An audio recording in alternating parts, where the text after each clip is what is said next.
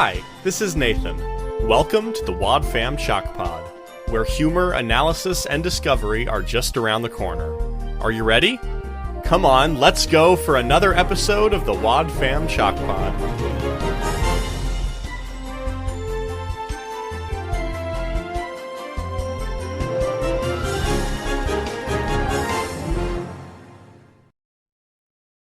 Hello and welcome to the Wad Fam Chalk Pod. I'm Dylan Weaver. And I'm Andrew Sabo. You like how I leaned into my mic mid-sentence? Because I don't. Yeah, that could cause some problems. I'm going to adjust my mic now because I'm realizing it is too far away. And we don't want Andrew to have to yell, folks. He does enough of that as is. Yeah, no. I'd like to think that if we ever got one of those hanging mics that I would be able to speak quieter, but I don't think that that's the case. Okay. Well, support us on Patreon so we can buy Andrew a hanging mic so we can see he speaks better. We'll test it. If he can't, no refunds. No refunds. No, heck no. That's going straight to the bank. Yeah. So we're here this week talking about episode 697, A Penny Earned. Yeah, that we are. This is a very interesting episode of Odyssey. Yeah. This is continuing our coverage of Green Ring episodes that aren't really, but still Definitely. Very fun.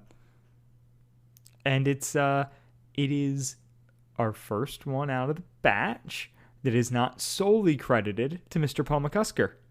Because who would have a co-writing credit on this episode? Kathy Buchanan. Kathy Buchanan. My girl! Coming back. So all the good stuff you liked, a tribute to her. Yep. I mean, some. I think it's, 60-40. Okay. Maybe I like the plan. But if it was a Phil Lawler episode, we could lean a little bit more on Kathy. But yeah, exactly. And this episode originally aired November 12th, 2011. 11/12/11. Fun dates. Additionally, for this episode, it's on the Clanging Cymbals and the Meaning of God's Word album. This is number 54. I thought it was Meaning of God's Love. Or is it God's Word?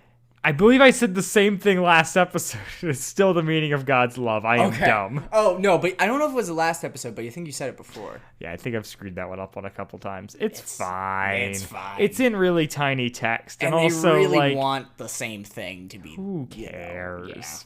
Yeah, I'll let it slide. Chalk Squad, you gonna let it slide? Is God's Word anything if not love? Amen. Preach. That'll preach. Take that pretty much. Well, what about the Book of Judges? Nah. There's not much love in there. And a lot of very problematic imagery. Nah. Humanity. Oh, no. So This is becoming an Odyssey podcast about death. So cast-wise, we've got Jacques Henry. Very nice. Being voiced by Dan Hagen. We've talked about Dan Hagen before. Do you remember what else he has done? It's very recent. He first appeared during the Green Ring Conspiracy, playing a character who showed up in a lot of those episodes, and also had a wacky voice. Yeah, he voices Holstein's brother, probably, right? He does voice Holstein's brother. Okay. Wilhelm Holstein. Yeah. And Archie Hagler. Okay. So apparently, if you need a wacky voice, go to Dan Hagen. Yeah. I mean, that's what the yellow pages say. They do indeed, Andrew. They do indeed. We also have Sage Spinney voicing the art gallery customer. The very snotty. Yes. She's been in a handful of episodes of Odyssey since this point, though none that we've covered, and she did have a couple on-screen roles in her past. She was in Major League 2 as the role of Big Woman. That's unfortunate. And played a receptionist on That 70s Show. Okay. And was that was a reoccurring role, presumably, or no? That was one episode. Oh, she has not had much of an on-screen presence at all. That is okay, Sage. But I couldn't resist saying Big Woman. Big Woman. Women, we love you. That we do. We also have Kevin McCreary in this episode voicing Douglas Helm. See, now Kevin McCreary is an interesting topic for us to discuss because he's not a voice actor in the traditional sense. Rather, he was a fan of Odyssey who hosted some podcasts, including The Ceiling Fan, which was a big like audio drama kind of sequel parallel thing to Odyssey that was big for a while, and the still going, though without his involvement, Scoopcast. Hey, so we got some connections with our Sir Lee, correct? Yeah, Michael Lefevre is one of the current co-hosts of the Scoopcast, so you have that connection there. Kevin McCreary also was an editor on Focus on the Family Daily Broadcast and has done a lot of stuff in Odyssey at large, but got his start being he voiced somebody in the Green Ring Part 1 and then voiced somebody here in the Penny Earned, and then after that all of his episodes, well, I guess he appears in one. Yeah, he's one of the people at the, I think we touched on him at least at that point, but he's one of the guys at Archie's place when the police show up. Oh, okay. Believe. I thought he was one of the college students. No, but that's later in the... Yeah. But anyways, that's the story with Mr. Kevin McCreary. Wonderful. He seems to be a nice man, and, maybe he walked so that we could run here and get our lunch date with the writers and get our Crying Brian Dern spinoff show put on the air. Come on now. It's about time. Here's the other thing I wanted to say that I think is really funny. This is from the official guide. They created Jacques Henry because they missed being able to write for Fred Holstein. And I think that is, and they just wanted to be like, hey, what if we just had another guy with an accent who we could like make jokes off his accent? Yeah. Which, but they then cast the same man to play Fred's brother. So it's like they were like, okay, Jacques isn't quite working for us. The thing we thought we just liked writing for accents. We actually like writing for one very specific accent. Yes. Let's just create a new character and not recast. Well, to be honest with you, his accent his French accent, Dan Hagen, it could be better. I mean, it definitely it's rough. It slips into some Holstein territory at times. So I can't quite tell. Is it French? Is it Italian? It's French. Yeah, his name is Jacques Henry. Yeah, but the accent sounds kind of Italian. It's not a good French accent, but it is supposed to be a French accent. Yeah. Yeah. Okay. All right. He must not. Yeah. I encourage you to watch foreign film. Listen to how French people talk. So with all that out of the way, we're going to roll the promo for this episode. Yeah. Next time on Adventures in Odyssey, Penny's on the job hunt. Oh, my resume and some samples of my work. Someone with her talent shouldn't have any trouble getting a job at the college. Soon Connie finds a computer teacher who needs help. Eugene! Will everything go smoothly? No, it's a ridiculous idea. How hard can it be? You push some buttons. Keys! Next time on Adventures in Odyssey.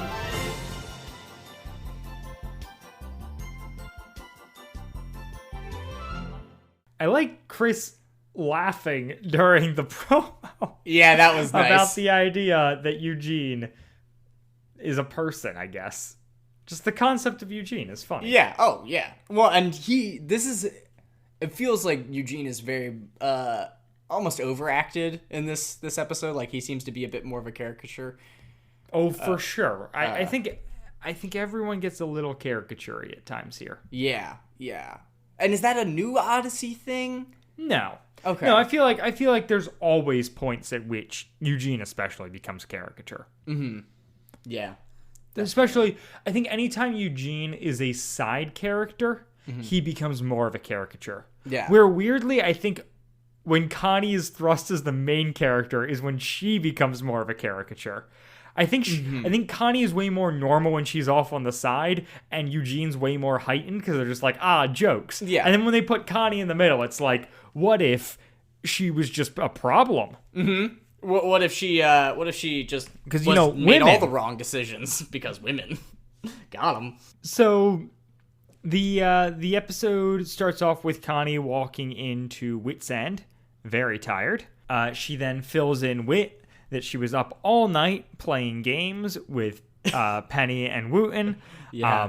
Because, you know, That's what Christian singles do. And she's like, well, they keep claiming they need a third player, which one, you do. Yeah. 2-player games are few and far between, though if you'd like any Chalk Squad, hit me up. I am a big game guy, and I know some good ones for 2 peoples. Really? Actually, I'm going to hit you up for that, because I don't know any for 2 people other than chess. My number one 2-player game recommendation is Queen Domino. Okay. I think it is a great game that plays well 4-player. It's great for 4-player, but also is different, but still great with 2-player. Okay. Beautiful. Wonderful. I'm learning so much. Big fan of that. Yeah. My knowledge of board games is pretty much bound to large group games and big strategy games. So the age-old problem of we have 3 people, what game do we play?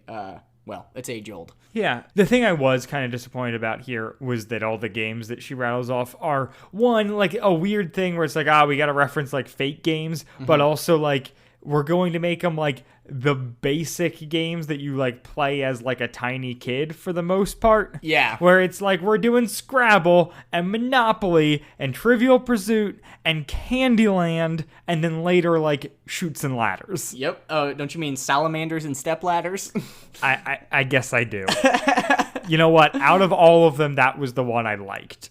I mean, I love salamanders. They're such an interesting animal. I'm more of a skink man myself. Put that on a t-shirt.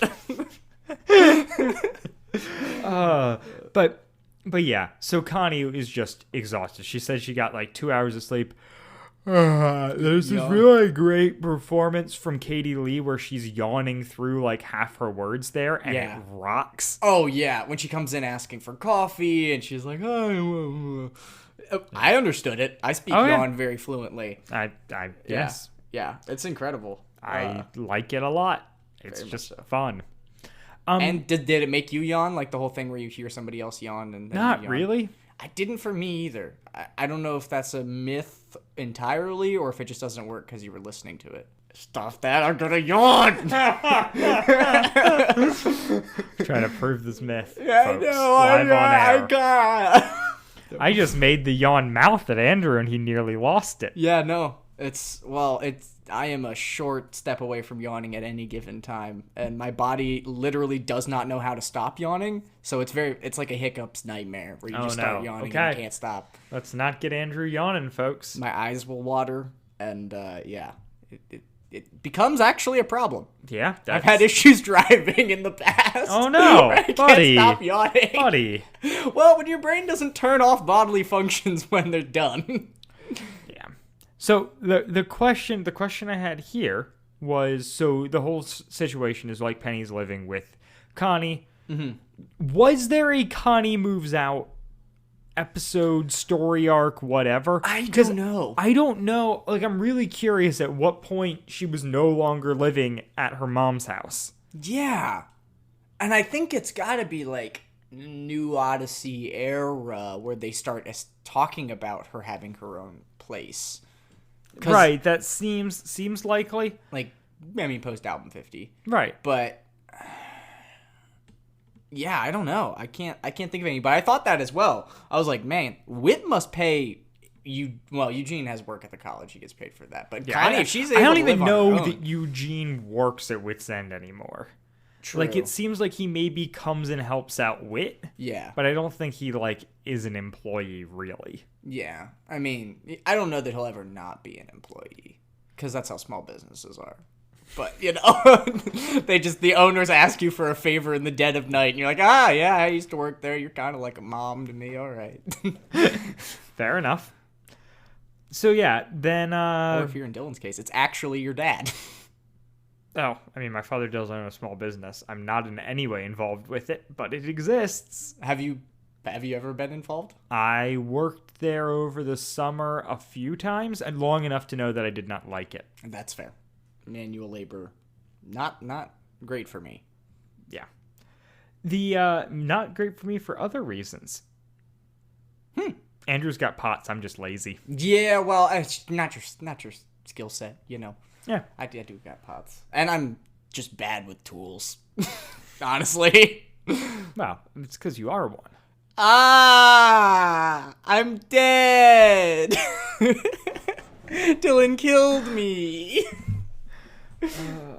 So yeah, then Connie. So the whole crux of this episode is Penny is going to have to leave town if she cannot find a job because she can't afford to split rent with Connie that Connie was already covering on her own.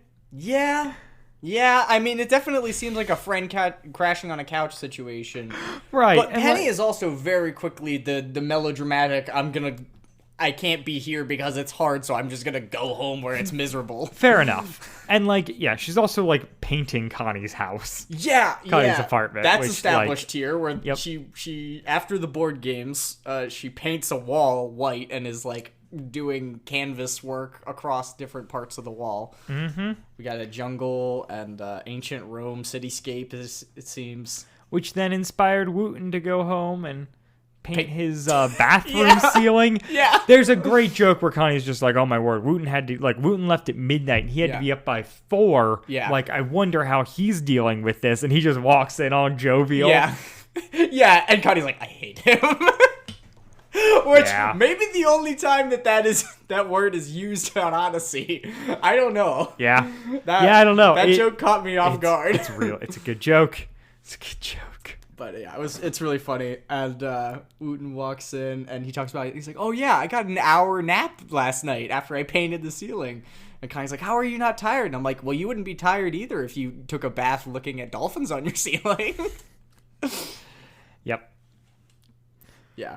Oh, it's incredible. And basically, this whole scene is to establish, 1, Penny can't find a job, and 2, Wooten is playing lots of games with Penny and spending lots of time with Penny. Yeah. And he's going to come over tonight and bring salamanders and stepladders. Yeah. It's cute. I like them. Mm-hmm. Love Wooten. Yeah. Can't complain. No complaints No here. complaints. This podcast is going to get really boring if we just like everything, you know? Yeah. Yeah. I guess we'll have to cover another Maury episode. Yeah. So the other thing set up here is, so Connie then approaches, she's been trying to come up with a job for Penny, and is like, nobody will take him at the college. Eugene works at the college. Eugene, you do walks this. Eugene. Yep. Yep. And he is not into it. No. But then Penny walks in and Connie's like, hey, Penny, Eugene's got something to tell you about. And Whit's like, I'm staying out of this. And so Eugene's like, come work for me at the college? Please?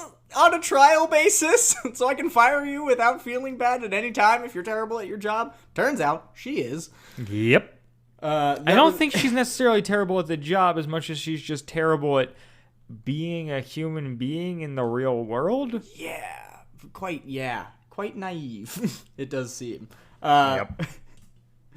Well, they were talking about settling this right before Penny walks in, and Wooten brings up a licorice duel at 20 paces, and then somebody second guesses it, and he's like, fine, mac and cheese, which, very interesting concept. Is it a scoop situation? Because I've seen, Winnie the Pooh cartoons where they throw ice cream at each other with ice cream scoops, and you could hypothetically apply that same logic to mac and cheese. Oh. Or is it a one long noodle thing? I don't know. Write in and tell us. Out. We've got a duel with mac and cheese. How do you win? How do you lose? Whoever's the mac and cheesiest. Oh. No, Andrew, it's to the pain. To the pain. Subscribe to our Patreon to see me pour mac and cheese all over Dylan. See, that's funny because this show, meaning Adventures in Odyssey, loves to make Princess Bride references. Yes. So I made one. Yes. Are jokes funnier when I explain them? I think so. I think the audience must as well, right? Yeah. They said Write in and tell us. So we go to the college where Eugene is kind of training Penny, and he is holding her hand to the nth degree, and it's really annoying. Yeah. And I can't stand it. And then he walks out of the room, and she's that bad, if not worse. And I was like, oh, okay. All right, Eugene. So she's going to be entering grades. And then our Kevin McCreary character, Douglas Helm, bursts into the room ready to quit. And Penny's like, I'm going to encourage him, because we've established that encouragement's Penny's skill. Yes. She's like, I'm going to talk him in to staying. Yeah. And she does by allowing him to change the grades for every kid in the class unsupervised. Because he is intimidated by computers, and that is her way of solving the problem. And we find out later that he's a hacker, and that was all a ploy. And I like that she calls him out on being like, you're scared of computers? You have a pocket protector. Yeah. And a person with your hairstyle and thick spectacles, I would think that you'd be good at this. Now, Andrew, let me ask you a question. Have you ever seen an unironic pocket protector? I mean, in the wild, very rarely. Just a serious protecting of pockets. No, zero. Yeah, same. Now I can believe that maybe it exists in a lab or that sort of thing. Yeah. Oh yeah. I'm sure that there's some maybe purpose to doctors it. have them, but that is just such a I've seen a lot of funny. doctors. It's such a fair enough. It's just such a funny stereotype. Where it's that feels like a stereotype from 30 years ago. Like the 80s, 70s, right, probably. That only exists in, people only know what a pocket protector is because of this joke. Yeah, exactly. And the purpose is it's just your place to put pens. Right. It's so that if a pen breaks or whatever, it doesn't ruin your shirt. It's just like a plastic pouch you put in your pocket. Well, everything's digital now, so there you go. The joke is so old, it's literally not cool anymore. Yeah, it's just unrelevant. But here it is in Odyssey in 2011. Yep. Which is 10 years ago. Yep. That's insane. Time. Yep. Dates. Andrew's favorite thing. All right.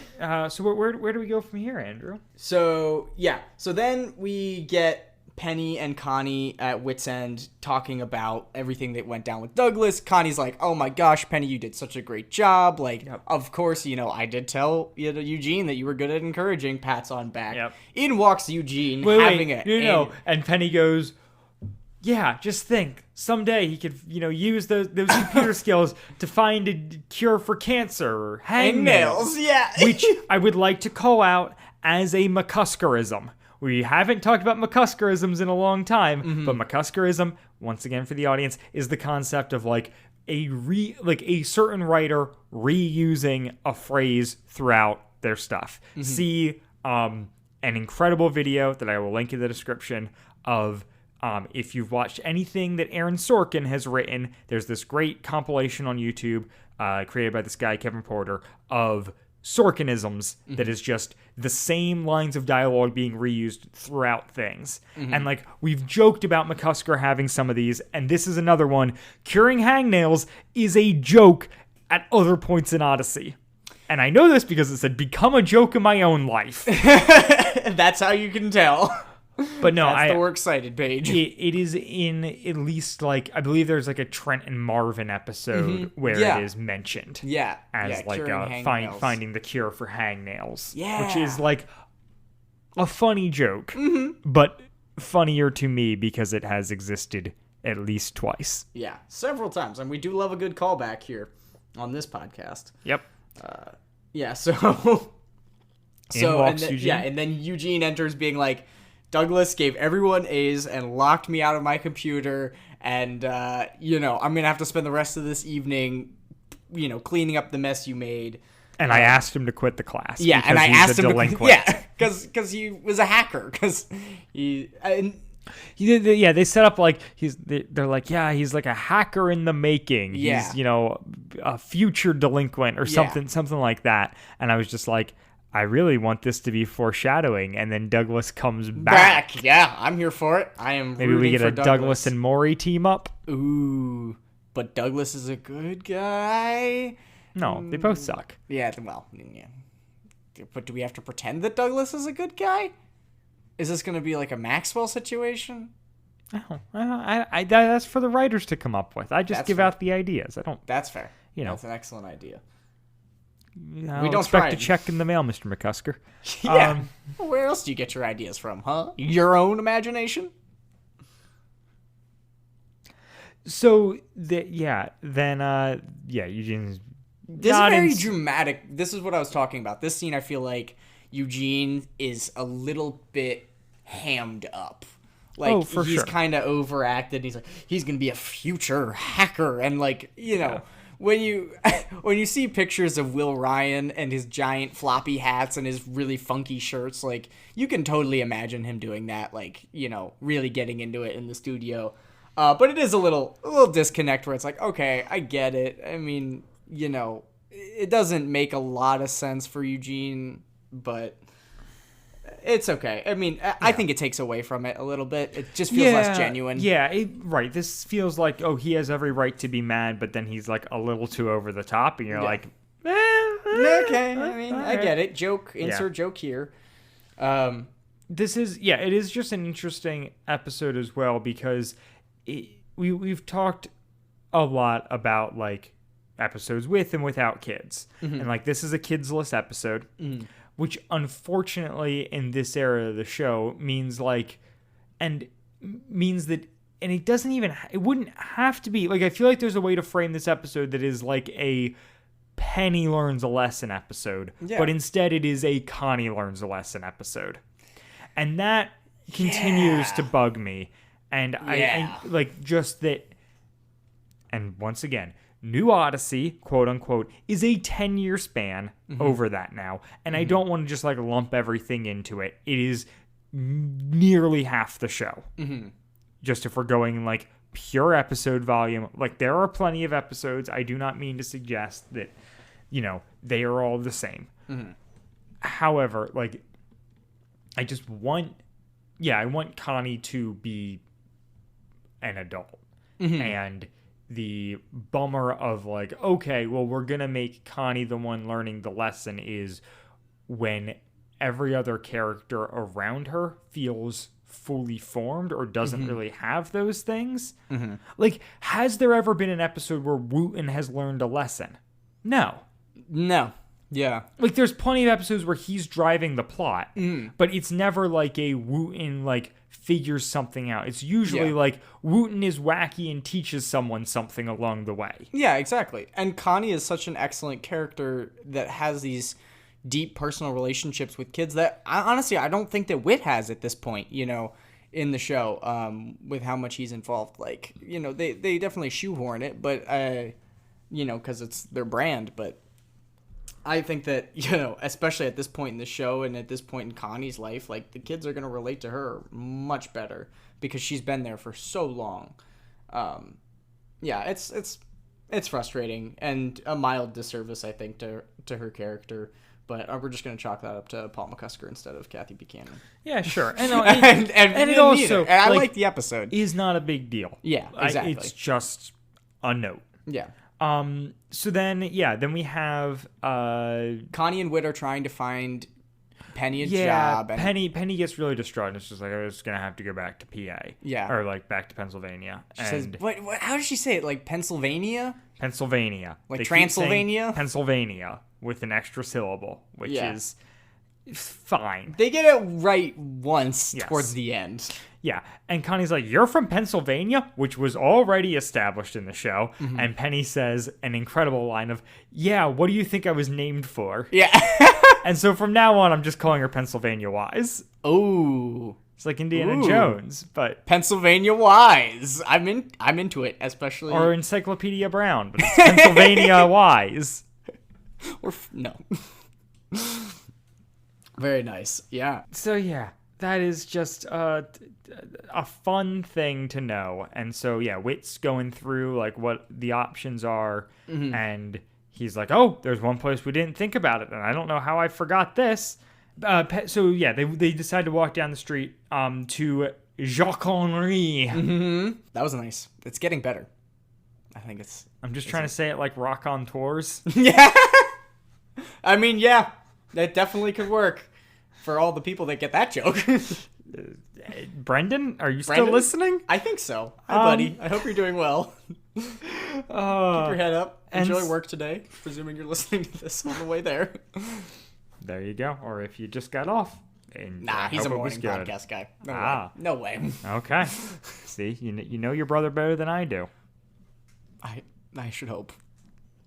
So yeah, they walk into this art gallery that's down the street from Wits End, where Connie's like, I never go in there. The prices are bigger than the numbers in my phone, or the number of my phone digits, or whatever. Number of digits in my phone number. Yes. Yeah, it's a joke about joke about art being expensive, which is fair. I mean, yeah, you know.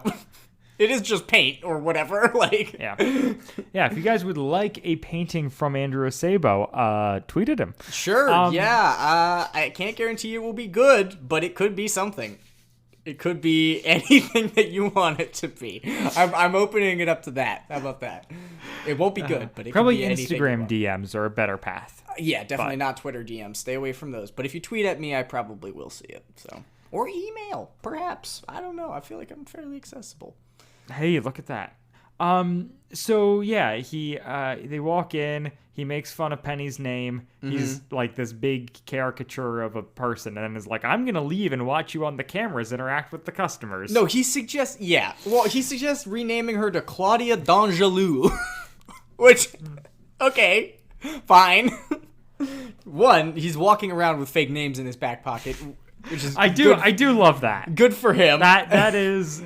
He didn't have to do that, and he did. I would absolutely love if it's canon that this is an art store where they rename all of their employees and they have like obnoxiously long name tags. Or what if they just rename everyone who walks into the store? Ooh, like you're not a Midwestern mom, you're a French art collector. Interesting. Okay. Now RPG, role-playing art buying. RPAP or RPAB. That sounds like a social justice movement. So yeah, then there's a person who walks into the store and is just like caricature of a modern art buyer sent here just to make Penny lose her mind. Yep. Where Penny's showing her all this cool art and being super knowledgeable, and the person's just like, can I buy the bathroom sign? Ha ha ha ha ha ha. And Penny goes off on her, and then Jacques-Henri walks out. Sells her the bathroom sign, and Penny and Whit leave in shame. Yeah. Well, it's a funny bit where she's like, this is completely outrageous. And, Penny goes to tell, Jacques, about what she wants to purchase. And he's like, we can negotiate a price for the bathroom sign. Yeah. And, as a modern art lover, I suppose there's probably some demand. And I've seen some fun bathroom signs. So who knows? If it's just the standard one, then, I mean, I feel like that's just a bad joke. But, I think bathroom-specific related art is probably a thing that the 21st century will continue to utilize. Hey, I mean, there's 2 instances of it in this episode alone. Bathroom art? Wooten painting. Oh, yes, yeah. Wooten painting dolphins on the ceiling. Exactly. Perfect. Yeah. Yep. So obviously it doesn't work. Right. So Penny goes back to Wits End, is dejected. It's like, I'm never going to get a job. Connie is like really throwing a bunch of stuff out, and Penny's like, look, I'm just going to go home and pack. And then Connie's just talking through it with Whit, and it's just like, this is like, I need like, basically Connie's like, I need a friend. I have no friends. Can this person please stay here and be my friend? And Whit's like, no. Let God figure that out, Connie. Yeah, love it. I mean, Whit. This is frustrating for me because Whit clearly has a lot of means. He has a lot of means. He will not hire Penny at Wits End because he's like, well, what would she do? Yeah. And then, like, I understand the underlying sentiment of this episode of, like, we can't force God. Like, we can't force a plan. We have to trust that God will work things out. And, like, fighting like upstream for something to just try and make anything work is like how a lot of really bad relationships go. Yeah, and a lot of bad decisions are made that way. Yeah, and so like I do really appreciate the sentiment. I just wish Wit wasn't so high and mighty through it all. Yeah, exactly. It's just tough where he's like, he doesn't really care about Penny. We haven't seen him. Or Connie. He's like, right, we haven't seen him interact with Penny at all. But then it's like, right, but Connie is clearly going through a thing, and he's just like, but that's not whatever, what God wants. Deal with it. I've never seen you have a friend before. This is fine. Yeah, exactly. And so, yeah, it's tough. Yeah, and I mean, yeah. There is my note for this interaction. Connie says that she feels like she failed Penny, which is like a very I mean, it implies some inherent belief of responsibility or of, you know, the outcome of the situation. And I think that that's very often the case, especially now that her faith is involved and everything in their relationship, where you kind of feel like if you are the shining light for somebody who's going through a really hard time, like if you aren't able to save them, then you failed them because that was your job, was to do that. And, you know, it's a really difficult, those are really difficult feelings to have that I felt a lot growing up. And growing through them. I really wish that Wit would have talked about that more, because he kind of says that, and then that's when Wit kind of goes off on his whole, well, might not be God's plan tangent. But yeah, I just wanted to bring that up because it stuck out to me as like a counseling thing where I'm like, for sure. Yeah. And right, so she kind of leaves this scene dejected, and then back at her apartment, Penny's packing up, and Wooten shows up, and Wooten's like ready to play charades, and Connie's like, look, man, it's not a good time. And he's like, well, you don't know, you haven't played charades yet. And she's like, look, Penny's packing, she's gonna leave. And she's like, she can't leave me. Connie's like, you mean us, Wooten? Yes. And Jess Harnell is completely deflated. Oh, he is. It's a great performance. I love his... Yeah, I love that his whole, like, still awkwardness about this whole situation plays out very nicely, I think, in this scene. Where, yeah, it's still that thing of, like, it kind of continues that thing that Connie set up earlier of, like, you know, where Wooten was like, is it that obvious? She's like, I'm not going to tell anyone. And it's kind of, like, continued here. Yeah, exactly. And, yeah, they're just, like, it's cute. They're cute. I like this scene. I like it's very sad though. Oh, it is. I love Kimmy Robertson's performance every time she sees Wooten. I just like what she does with her voice when she says his name. Wooten. And it's so full of affection. It's like a Wooten. Yeah. Yeah, it's very it borders on old lady-esque, honestly. Maybe a little bit. But only in the quantity of emotion and affection conveyed in a single name. You know, I mean... I aspire to that level of affection in a name. Yeah, I don't think I can do that. But I think you need, like, a fun name to be able to really get that across. And, you know, Andrew just doesn't go as well slowed down. Andrew! Where are you going? But yeah, and so that's then Penny. We're back at Wit's End, and Penny's left without saying goodbye. Yeah, and Wooten walks in and is dejected and talks about how a funeral home tried to cheer him up. Yeah. And Connie's like, that's just sad, man. Yeah. But they need an embalming assistant, and Connie's like, that's art. and Wit's like, guys, come on. Yeah, let it go. And then Jacques Henri runs in and is like, I want to display Penny's art. you gotta get her back. Yeah, essentially. And Connie calls her phone, which rings in her purse. Good joke. Classic. And then Wooten's like, she's leaving on 93 or whatever, which means she has to go past hole-in-one donuts in golf, which is the best joke. Yeah. I love hole-in-one donuts in golf. That is incredible. Does that exist? That's got to exist in real life. We gotta right? make it happen. That's a great business Dude, that would be idea. good merch. Can we get a hole-in-one donuts and mini golf? Yeah. I might have to take a crack at that, or talk to our trusty artsmith, Warrior of see the about Paint. that. But Warrior of the Paint's good.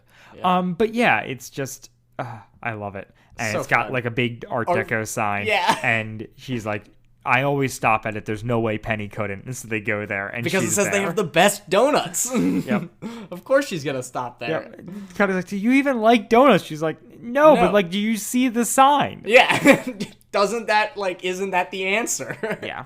Yeah, it's just cute. And so they're bringing Penny back. And Yeah. yeah, it's awesome. They And- find her. They find her at the Art Deco place or Yeah. at the donut shop, and she doesn't like the donuts either. Yep.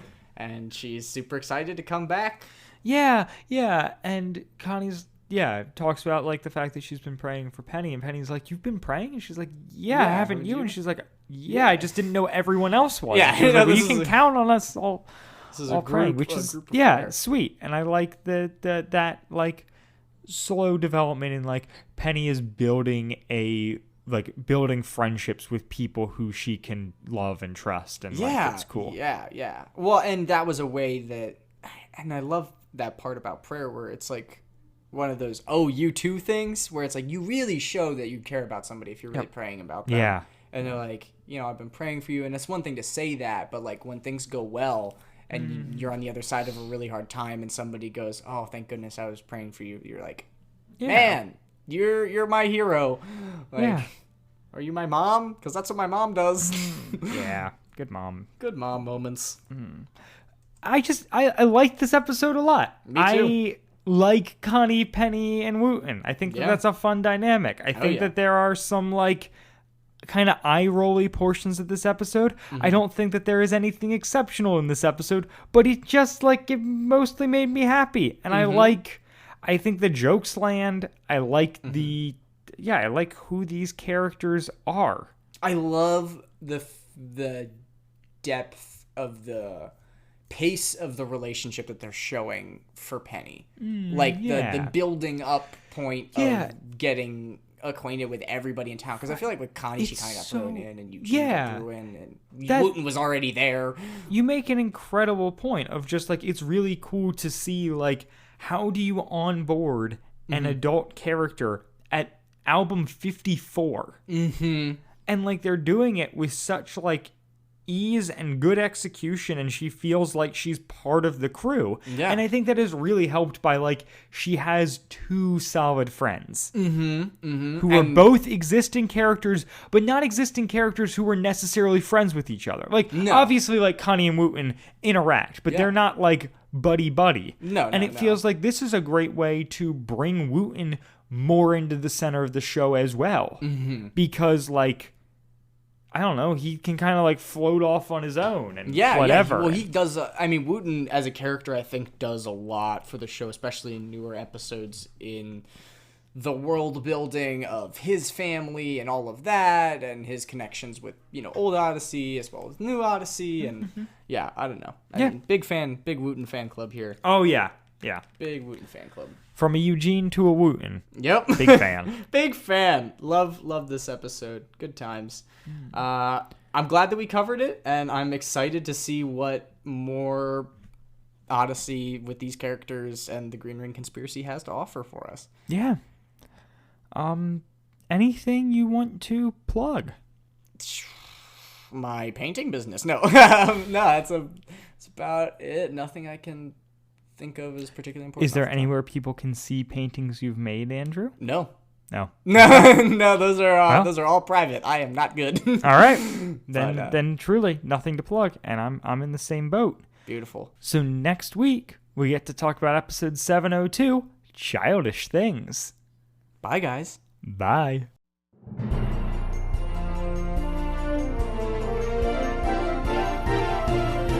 WadFam Chalk Pod is a presentation of the Lidditz Podcast Co-op. Follow the podcast at WadFamChalkPod on Twitter and Instagram, or email us at wadfamchalkpod@gmail.com. A Penny Earned was hosted by Dylan Weaver and Angela Sabo, and edited by Dylan Weaver. And I'm Nathan Haverstick, hoping you'll join us again next time for more of the WadFam